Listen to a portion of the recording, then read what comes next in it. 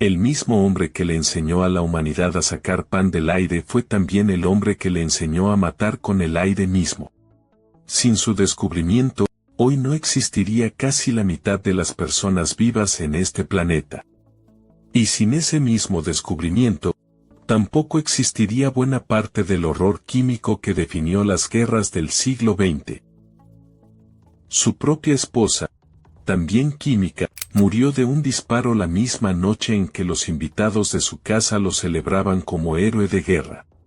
Y casi 8 años después de su propia muerte, el gas que perfeccionó el instituto que él dirigió mataría a miembros de su propia familia. Esta es la historia real de Fritz Haber. Fritz Haber nació en 1868 en Breslau, entonces territorio prusiano, hijo de un comerciante judío de tintes. Fue un niño ambicioso, obsesionado con ganarse un lugar en una Alemania que, para los judíos de su época, todavía exigía convertirse al cristianismo para acceder a una cátedra universitaria. Haber se bautizó como luterano a los 24 años.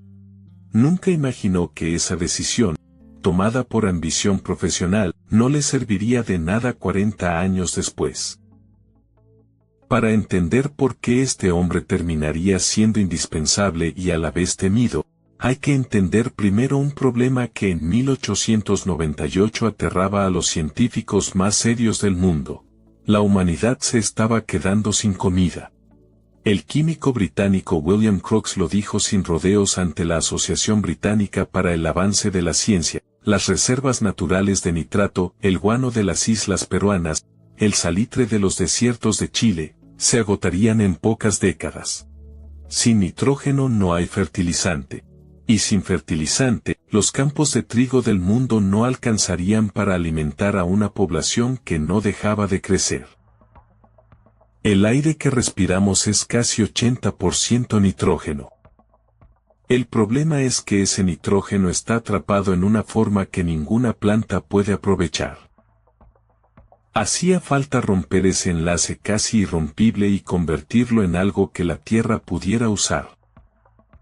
Fritz Haber, ya profesor en Karlsruhe, se obsesionó con resolverlo. En 1909, en un laboratorio, Haber logró algo que nadie había conseguido: sintetizar amoníaco a partir de nitrógeno del aire e hidrógeno, usando presión y temperatura extrema sobre un catalizador. El ingeniero Karl Bosch, de la empresa BASF, tomó ese experimento de mesa de laboratorio y lo convirtió, en apenas 4 años, en una planta industrial real en la ciudad de Oppau. Había nacido el proceso Haber-Bosch. Hoy, más de 100 años después, se estima que casi la mitad del nitrógeno presente en el cuerpo humano de cualquier persona viva pasó, en algún punto, por una fábrica que usa este mismo proceso. Sin él, buena parte de los 8.000 millones de personas que hoy habitan la Tierra, sencillamente no tendrían suficiente comida. ¿Sabías que respiras, ahora mismo, aire que contiene átomos de nitrógeno fabricados por el hombre? Contámelo en los comentarios si no lo sabías. Pero la misma ambición que le permitió resolver el hambre del mundo, lo llevaría apenas 5 años después a un uso completamente distinto de la química. Uno que él mismo persiguió con el mismo fervor. En 1914 estalla la Primera Guerra Mundial. Haber, convertido en un patriota fervoroso, firma junto a otros 92 intelectuales alemanes un manifiesto público defendiendo la conducta de su país en la guerra. Y le ofrece al ejército alemán algo que ningún otro científico de su nivel estaba dispuesto a ofrecer: convertir su conocimiento de la química en un arma. Las convenciones de La Haya de 1899 y 1907 ya prohibían expresamente el uso de proyectiles con gases venenosos.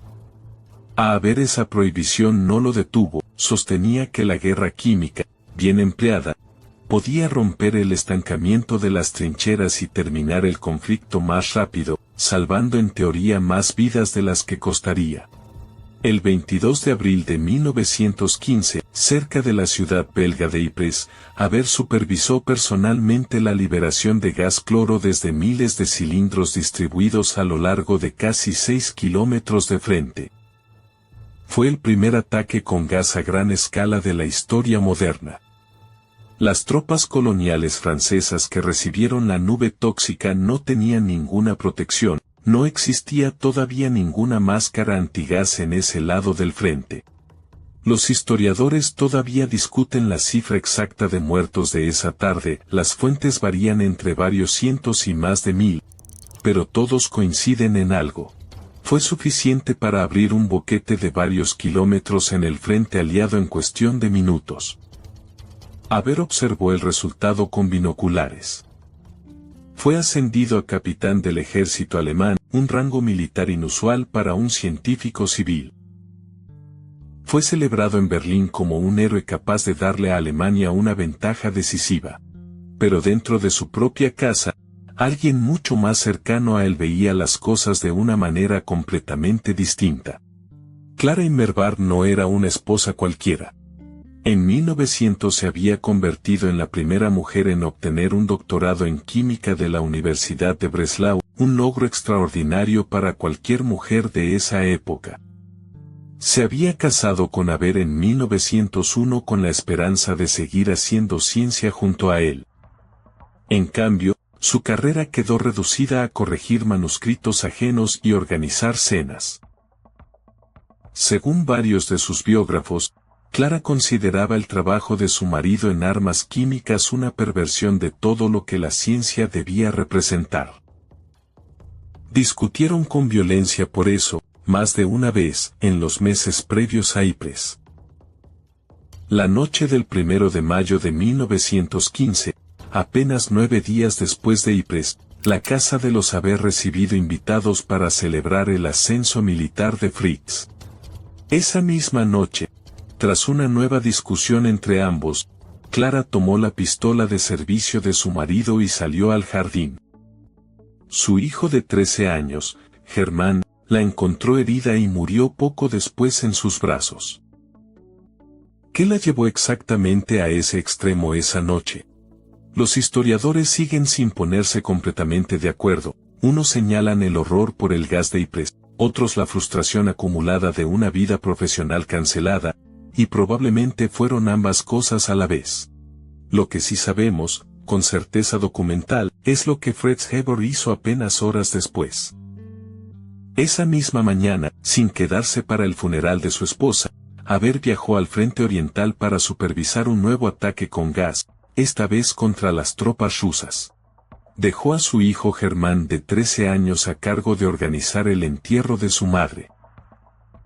En 1918, apenas terminada la guerra, la Academia Sueca le otorgó a Fritz Haber el Premio Nobel de Química, entregado formalmente en 1919 por la síntesis del amoníaco. La noticia provocó indignación inmediata entre científicos franceses, británicos y estadounidenses, que lo consideraban directamente un criminal de guerra. Varios laureados se negaron a compartir la ceremonia con él. Y ahí está el corazón de esta historia. El mismo proceso por el que lo premiaron terminaría, con las décadas, salvando de la hambruna a una fracción enorme de la humanidad. Algunos cálculos hablan de varios miles de millones de personas, mientras el gas que él mismo ayudó a perfeccionar mataba, solo en la Primera Guerra Mundial, a decenas de miles de soldados. ¿Cómo se pesa moralmente a un hombre así? Ese debate sigue exactamente igual de abierto 100 años después. Pasaron 15 años. Y en 1933, Adolf Hitler llegó al poder. Una nueva ley, la Ley para la Restauración de la Función Pública Profesional, ordenaba expulsar a todo empleado de origen judío de las instituciones del Estado alemán, sin que importara si esa persona se había bautizado décadas atrás, ni cuántas medallas de guerra hubiera ganado por Alemania. A Fritz Haber, director del Instituto Kaiser Guillermo de Química Física en Berlín, le ordenaron despedir a todos los científicos judíos de su propio instituto. Haber, que llevaba 40 años intentando demostrar que era más alemán que judío, se negó. En vez de obedecer, renunció él mismo a su cargo y abandonó el país que había servido con gas venenoso en una guerra mundial. Pasó unos meses en Cambridge, Inglaterra. Según cuentan varios de sus biógrafos, el físico Ernest Rutherford se negó públicamente a estrecharle la mano, por su responsabilidad histórica en la guerra química. El hombre que había recibido honores del propio Kaiser alemán ahora era tratado como un paria incluso entre sus colegas científicos. Finalmente aceptó una invitación del químico Chaim Weizmann, años más tarde primer presidente del Estado de Israel, para dirigir el Instituto de Investigación CIEF, hoy Instituto Weizmann, en la ciudad de Rehovot, en la entonces Palestina bajo mandato británico. El hombre que había pasado su vida entera intentando dejar de ser judío para Alemania, iba a terminarla ayudando a construir ciencia judía en Oriente Medio. Pero nunca llegó a tomar el cargo. El 29 de enero de 1934, en camino hacia Rehovot, murió de un fallo cardíaco en la habitación de un hotel de Basilea, Suiza. Tenía 65 años. Pero la parte más inquietante de toda esta historia todavía no había pasado. Hoy es común escuchar una versión resumida y espeluznante de esta historia, que Fritz Haber inventó el gas que años después usarían los nazis para asesinar a millones de personas en cámaras de gas, incluidos varios de sus propios parientes. Esa versión no es del todo exacta, y merece explicarse con precisión. El instituto que Haber dirigió durante 20 años e investigó, en la década de 1920, gases fumigantes a base de cianuro de hidrógeno para el control de plagas en graneros y barcos. Ese trabajo institucional, no un invento personal y directo de Haber, derivó en la fórmula comercial conocida como Ciclón B, patentada por el químico Walter Hurd y producida por la empresa de Hedge. Haber murió en enero de 1934. La Alemania nazi no empezó a usar el Ciclón B para asesinar seres humanos en cámaras de gas hasta 1941 y 1942, en campos como Auschwitz-Birkenau, casi 8 años después de su muerte, y después de que sus sucesores le quitaran al producto el agente de advertencia con mal olor que llevaba desde su diseño original como pesticida. Haber nunca lo diseñó con esa intención, y nunca llegó a saber en qué se convertiría. Pero la ironía final es real y está bien documentada. Varios parientes de Fritz Haber murieron efectivamente asesinados con ese mismo compuesto químico, en los campos que su propio pueblo natal terminaría sufriendo. El hombre que dedicó su vida a demostrar su lealtad a Alemania, terminó siendo, después de muerto, víctima indirecta de la ciencia que él mismo ayudó a construir. Hoy, en las universidades donde se enseña ética de la ciencia, el caso de Fritz Haber tiene nombre propio, se lo conoce como el dilema de Haber. Un mismo conocimiento científico, la capacidad de fijar nitrógeno del aire, sirvió a la vez para alimentar a una fracción enorme de la humanidad y para industrializar una nueva forma de matarla. El mismo dilema reaparece hoy cada vez que un laboratorio descubre algo que puede curar o puede destruir, la investigación con virus potencialmente pandémicos, la inteligencia artificial capaz de vigilar o deliberar, la física nuclear que ilumina ciudades o las borra del mapa. La pregunta que dejó abierta Fritz Haber nunca se cerró. ¿Puede la ciencia separarse alguna vez de la intención de la persona que la dirige? Si hubiera sido Clara esa noche de mayo de 1915, sabiendo lo que ella sabía sobre lo que su marido acababa de hacer en Ypres, ¿qué hubieras hecho vos? Déjame tu respuesta en los comentarios, me interesa mucho leerlas en este caso particular. Si esta historia